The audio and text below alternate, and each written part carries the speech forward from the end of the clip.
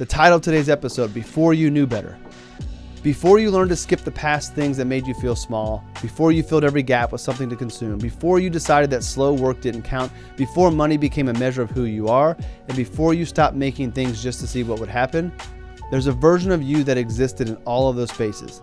That version wasn't naive. It wasn't paying a different kind of attention. This week, there's a simple question that turns out to be pretty hard to answer honestly. What did I give up in the process of becoming competent? What got edited in the name of being serious? The research across all 5 pillars this week points to the same thing. The things we outgrew weren't excess. Some of them were the point. I'll see you next week. And until then, keep pursuing.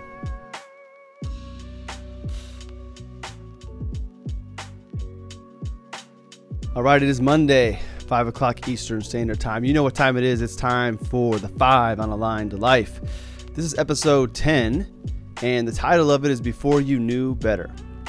Let's just get right to it. There's a version of you that existed before you learned to edit yourself, before you decided certain things were worth your time and others weren't, before you got good at skipping past discomfort, before someone, a teacher, a parent, a culture, told you what serious people do and what they don't. That version of you stopped to stare at things, got bored and let the boredom go somewhere, moved your body without tracking it, felt fear about money and just sat there in it, made things without asking if they were good. We're going to spend some time with that version of you today. Across all 5 pillars, spirit, mind, body, money, and creativity, the research keeps landing in the same place. The things we outgrew, we may have given them up too soon. This is the 5. I'm Justin Castelli, and let's get to it. Before we get to it though, once again, this episode is brought to you by the AlignedLife community. This is the community that my wife, Ange, and I are building. It's something that we've been thinking about for a long time, a community for people who are serious about living an authentic life. Not a newsletter, not a course, an actual community. And we're opening up to 25 founding members this fall, October. We'll reopen in January to get to our maximum number of 150 members. If that's something you want to be a part of, head to alignedlife.community to learn more and get on the list. All right, let's dive into spirit. The emotion we forgot we were built for. There's a word that gets used in religious context, in nature documentaries, in the moment someone sees their child for the first time. We know it when it happens to us, but we rarely name it and almost never plan for it. The word is awe. And science is starting to catch up to what mystics have known for centuries, that this emotion isn't decorative. It may be one of the most important things a human can regularly experience. A piece in The Humanist from this January reports on a growing body of research into awe as a measurable, distinct emotional state. What researchers have found, awe quiets the ego. People experience it report feeling smaller in a freeing way. Personal anxieties loosen. The sense of time expands. Attention shifts outward. In controlled studies, participants who experienced awe became more generous, more patient, more concerned with others, and less fixated on their own immediate needs. The argument the piece makes is a serious one. For people living outside traditional religious structures, awe may be doing much of the functional work that worship once provided. The humility, the connection, the sense of being a part of something larger than yourself without requiring any particular belief system to access it. Now, a clinical overview from this March from EverHealth found that awe just doesn't feel good. It found that brief, frequent awe experiences across 22 days in one study produced sustained improvements in well-being, reductions in physical pain, and measurable drops in stress markers. The mechanism researchers point to, awe interprets the default mode network, the brain's self-referential loop. A clinical overview from this March from EverHealth found that awe doesn't just feel good. It found that brief, frequent awe experiences across 22 days in one study produced sustained improvements in well-being, reductions in the physical pain, and measurable drops in stress markers. The mechanism researchers point to, awe interrupts the default mode network, the brain's self-referential loop, the internal narrator that runs the highlight reel of your failures and your anxieties and your to-do list. Awe breaks that loop. It forces your attention outward, and it turns out your nervous system responds like it just got a full reset. EverHealth's overview also introduced something called the awe narrative technique. You identify 3 to 5 experiences from your life when you felt genuine awe, write them down in detail, and return to those accounts when you feel stressed or disconnected. The research says this works, that revisiting documented awe produces many of the same benefits as experiencing it in real time. We live in a world that has optimized for efficiency, for productivity, for measurable outcomes. Awe doesn't fit neatly into any of those categories. You can't schedule it. You can't quantify it. You can't put on a regular report. And yet the science is now telling us that the capacity to be stopped in your tracks by something vast, a piece of music, a night sky, a newborn, a mountain, may be one of the primary mechanisms by which human beings stay mentally and physically healthy. We didn't used to have to be reminded to feel awe. When we were young, it happened constantly. The world was enormous and we were small, and that felt right. Somewhere along the way, we grew past it, got busier, more certain about how things work, less stoppable. The research suggests that was a loss. I've had moments of awe in my life that I didn't have a name for it at the time. I'm sure you have as well. Standing somewhere in nature and feeling something shift while hiking in Sedona, watching one of my kids do something that reminded me how little I actually control. You can pick any of the boys' activities. Music that hits differently than it should have, the Kendrick Lamar, Mr. Morale, and Big Steppers tour. I think for a long time I followed those experiences under nice and moved on. As I was working on this segment, I had the thought that what if those moments were the point, not interruptions? You can't schedule time for wonder or awe. You don't know when it's going to show up, and I don't think you can manufacture it. You have to be present to witness it. You have to be present to recognize it. You have to be present to appreciate it. And you have to stop running through the moments when it shows up. Stop treating awe like a detour. So what about you? When did you last feel genuinely small in the best possible way, and what did you do with it? All right, mind. The case for doing absolutely nothing. We've talked about this before. We have filled every gap, every waiting room, every red light, every quiet minute between tasks. There's a screen for that, a podcast for that, something to consume so the silence doesn't have to be silence. We've called this productivity, but the research is starting to call it something else. A 2026 study published in Cognitive Science found that scheduled periods of mind wandering increased creative problem solving by 34% compared to continuous focus work. The mechanism, when the mind is not directed at a specific task, the brain's default mode network activates. Default mode network coming up again.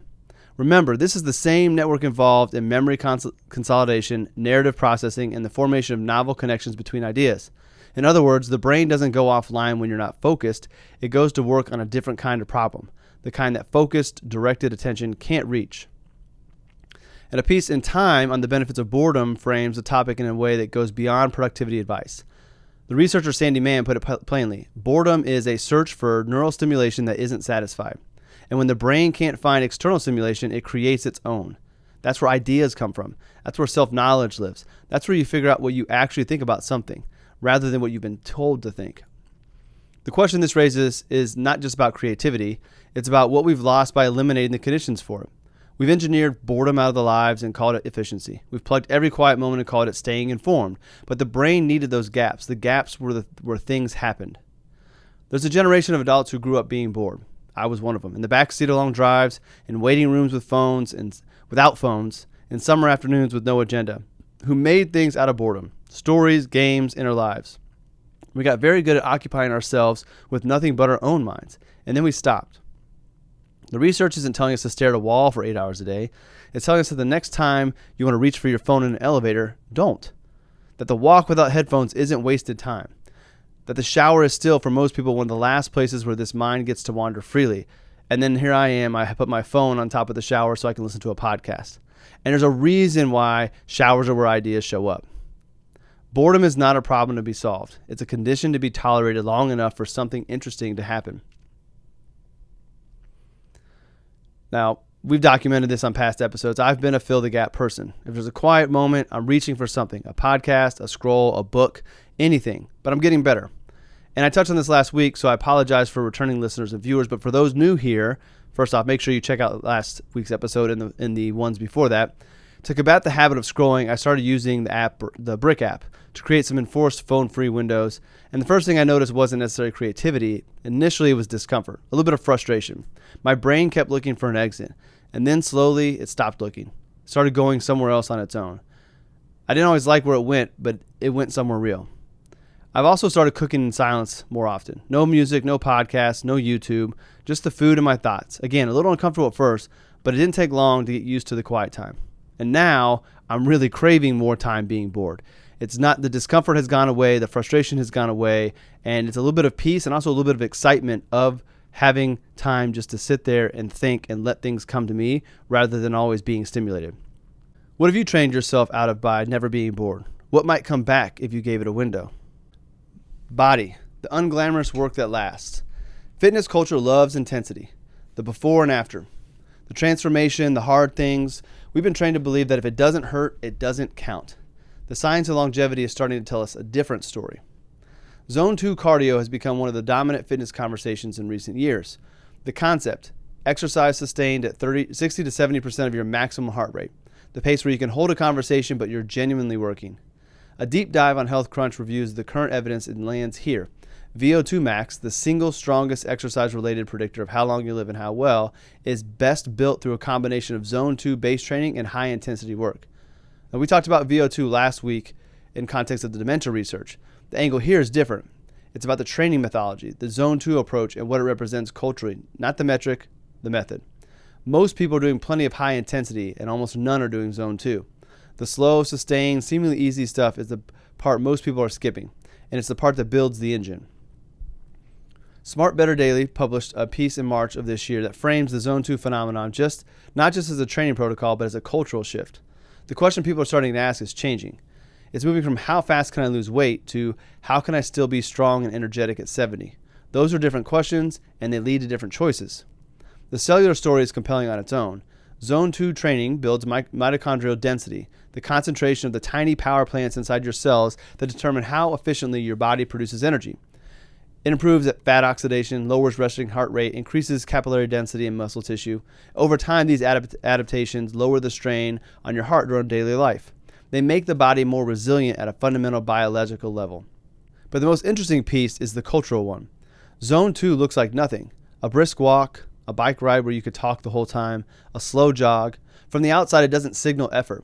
It doesn't look like a workout. It violates everything fitness culture has told us about what hard work is supposed to look like. And yet, it's the foundation.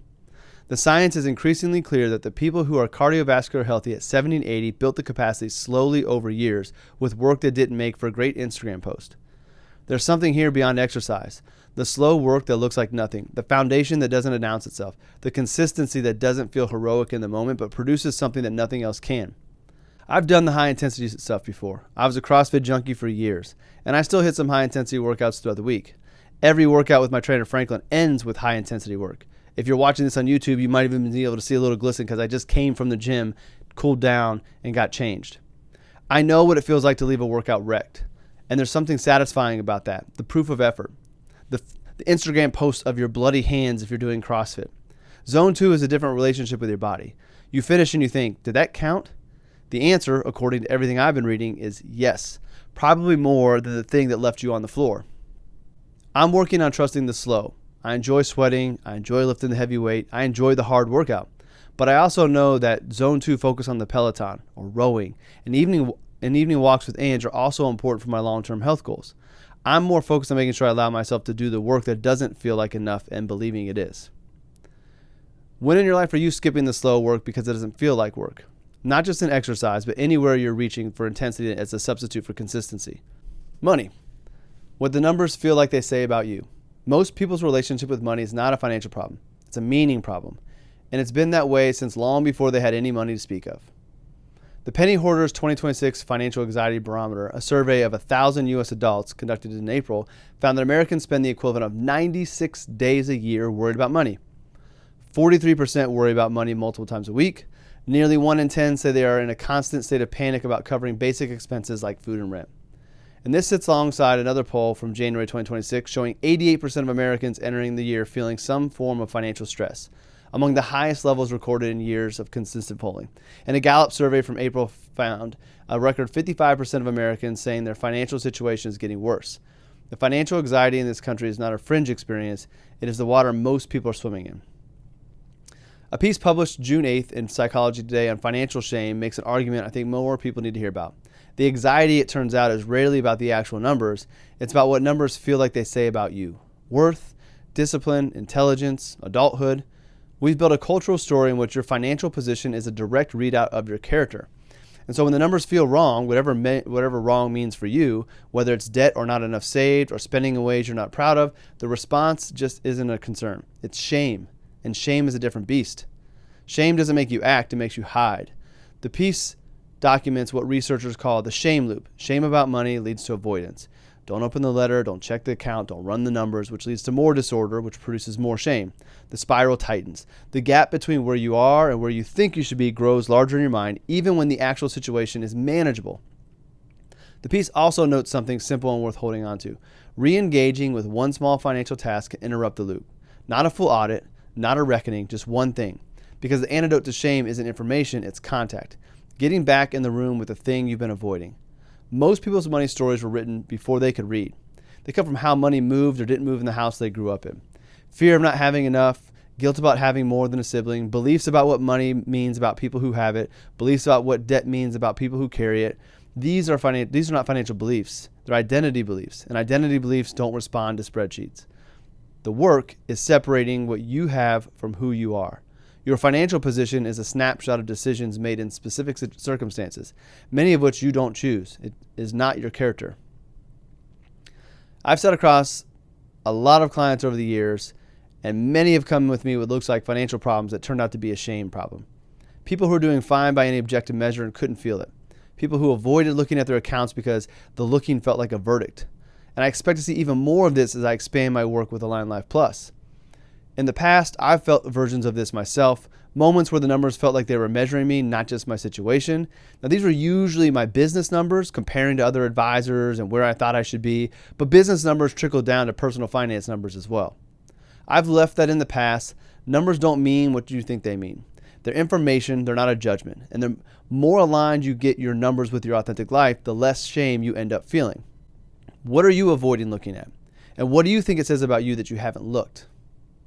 All right, it has been a few weeks since I've dove into some of the headlines that may or may not be impacting your life plan, financial plan, and portfolio. So let's take a look at some of the headlines over the last few weeks that you may have seen on CNBC or in the Wall Street Journal or on other places that you're getting your financial news. The first one, we're going to start with the Fed. The Fed held rates steady. So I mentioned a few episodes ago, Kevin Warsh is the new leader of the Fed, and they voted 12-0 to leave the federal funds rate unchanged at the range of 3.5% to 3.75%. That's what most people expected, but what they didn't expect was 9 of 18 voting members are projecting a rate hike before the end of the year. The dot plot, which is what they use to kind of plot things out, in March was showing a cut. It's now been flipped. PCE inflation is now projected at 3.6%, up significantly from the 2.7% estimate just 3 months ago. And Warsh announced 5 task forces to review Fed operations and inflation measurement, and notably did not submit his own dot plot projection, consistent with his stated skepticism of forward guidance. So one of the things that we're expected to see with this new Fed under the new leadership is less communication. In the past, there's been lengthy meetings, lengthy speeches. Warsh, I think he only had 150 words or something like that in his talk. So less communication, which could be a good thing or bad thing. I think that the over-communication from the Fed in the past may have caused more short-term fluctuations in the market than we needed, but it is going to be something that's different. All right, let's take a look at inflation. It came in at 4.2%, so this is what the Fed is trying to manage, and energy's impact on inflation. So we found that inflation was up at 4.2%, which was higher, getting back up to levels that we haven't seen for a little while. And a lot of this is stemming from inflation, which then stems from the activity over in Iran. So until those things go away and oil comes back down, which spreads into everything, whether that's your transportation costs, food costs, shipping costs, all of those things, inflation is going to be something that the Fed's going to be paying more attention to, which would be the reason for the increase of the likelihood of a rate hike in the future, because the rate hike is believed and is done to try to bring inflation down, because increasing rates slows the velocity of money, how quickly money moves through the system, and the slower it moves, the lower inflation can fall. Inflation creeps up when money's moving faster, if that makes sense. All right, let's look at the jobs market. Jobs market is stronger than expected, and the May jobs report showed 172,000 non-farm payrolls added. Again, inflation or unemployment is at 4.3%, so getting close. Inflation and unemployment around the same point. Not that that matters, but just numbers that you could get flip-flopped. The bigger story in this was revisions. March had the numbers revised up 29,000 jobs. April was revised up 64,000, which is why I think it's sometimes funny that we put so much weight behind these numbers when they come out, because they're only going to get revised down the road. But nonetheless, the job market, whether you feel it right now, across the country, the job market is strong. There are going to be pockets where it's weaker, but the job market right now is holding up. And the final part, just a quick comment on the market. Year to date, the market's doing well. The S&P 500 is up about 9%. If you are holding a diversified portfolio, you're probably up around that, maybe a little bit less, depending on how much you have spread around in other areas. But the U.S. market is doing well. Been a little bit of volatility in the last few weeks. The NASDAQ fell a lot last week. Tech with AI and chips and all these other areas were hit pretty hard. Again, short-term moves, long-term is most of the way most of us are investing. So remember to keep your long-term focus and having your diversified plan that's tied into your portfolio or tied into your life plan and financial plan that allows you most of the time to not react too much to these headlines. If you're trading individual stocks or trying to time the market, then that's a different story. But I have preached this since the beginning of having a diversified portfolio, having it tied to your plan, understanding why you're investing, and investing in a way that when the market does sell off, you don't panic and move out, because that's usually the worst time to do that. All right, so that's the quick rundown real quick on the market and the economy. Let's get back to the 5, the most important part of all of this, but I do want to hit those topics from time to time. And let's take a look at creativity. Your play history. At some point, we all got serious. We stopped drawing because we weren't good enough. We stopped making up games because it felt childish. We stopped doing the thing we loved just for the feeling of doing it and started asking whether it was worth our time. The research on this is pretty clear about what that cost us. A June 2026 feature in Map magazine profiles Dr. Stuart Brown, founder of the National Institute for Play. Brown has spent decades conducting what he calls play histories, detailed life story interviews, more than 6,000 of them, spanning Nobel Prize winners to serial criminals and everyone in between. And what he found in the most troubled life histories was a consistent absence, serious play deprivation in childhood and adulthood. And what he found in the most flourishing ones, people who never fully stopped playing. Brown defines play as voluntary, naturally motivated, and pleasurable, and links it to creative thinking, emotional resilience, cognitive flexibility, and life satisfaction. The conclusion from the research isn't soft. Play is a biological drive, Brown argues, as fundamental to health as sleep or nutrition. We are built for it, and most of us have engineered it out of our adult lives. A 2025 book called Playful by Meg Holman, reviewed in Greater Good back in April, explores what actually happens when we stop playing and how to find our way back. The argument is that play doesn't die naturally in adulthood. We train it out. Executive functioning crowds out imagination. Productivity crowds out exploration. The social pressures to be serious, competent, and efficient gradually overwhelm the part of us that wants to make up something just to see what happens. Holman encourages what she calls reconnecting with your play voice, the specific quality of attention and engagement you had as a child when you were doing something purely because it was compelling, not because of an outcome, no audience, no evaluation. Brown's framing is this: the opposite of play isn't work, it's depression. And that's a clinical finding. People who are cut off from play, from any activity that's voluntary, absorbing, and intrinsically motivated, show measurable declines in well-being, creativity, and social connection. There's a question buried in all of this. What did you love doing as a kid before anyone told you whether you were good at it? Before it had to produce anything or go anywhere or make sense to anyone else? That might be a drawing you did obsessively, a sport you played in the backyard with rules you invented, a character you made up, a project that consumed entire weekends. Don't just sit with it, actually answer it. That's not just nostalgia. Brown would call it a map, a record of what your particular nervous system finds intrinsically compelling. And the research suggests that whatever that thing is, some version of it is still available to you and is still worth finding. Now, I've been thinking about what I was like when I was 9 or 10 years old. What did I do when I had a whole afternoon and no agenda? I played basketball, constantly, obsessively, in the backyard, in the playground, at the YMCA. I made up scenarios. I kept score in my head. If I missed, that was just the shot clock. I got another 3 or 4 seconds. I made up competitions. I narrated them. I was completely absorbed in it. I never once asked if it was productive. And at some point I got serious. Basketball became training, became goals, became outcomes. The play part left and I didn't notice it go.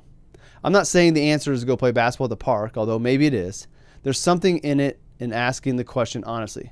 What did you do before you knew better? Before you edited yourself into someone more responsible and less absorbed? And what would it feel like to go back there? Not as a detour, but as a destination. We are the closest to our most authentic self in our youth. At least that's what I think. And if we can revisit our innocence, wonder, curiosity, and passions from back then, maybe we can find our way closer to our current authentic self. And this is the perfect plug again for the AlignedLife community. If this kind of conversation, the one that's happening across all 5 of these pillars, specifically in this creativity part, is a conversation you want to be having with other people who are thinking the same way. That's exactly what Ange and I are building with the AlignedLife community. 25 founding members in October, opening for everybody else in June. In January, go to alignedlife.community to learn more. One of the exercises we're going to be doing is taking the founding members through an exercise I learned in my Integrated Wealth Advisor curriculum that is centered around a picture of your younger self, just like we're talking about. Okay, let's conclude today's episode. The title of today's episode, Before You Knew Better. Before you learned to skip the past things that made you feel small, before you filled every gap with something to consume, before you decided that slow work didn't count, before money became a measure of who you are, and before you stopped making things just to see what would happen, there's a version of you that existed in all of those spaces. That version wasn't naive. It wasn't paying a different kind of attention. This week, there's a simple question that turns out to be pretty hard to answer honestly. What did I give up in the process of becoming competent? What got edited in the name of being serious? The research across all 5 pillars this week points to the same thing. The things we outgrew weren't excess. Some of them were the point. I'll see you next week. And until then, keep pursuing.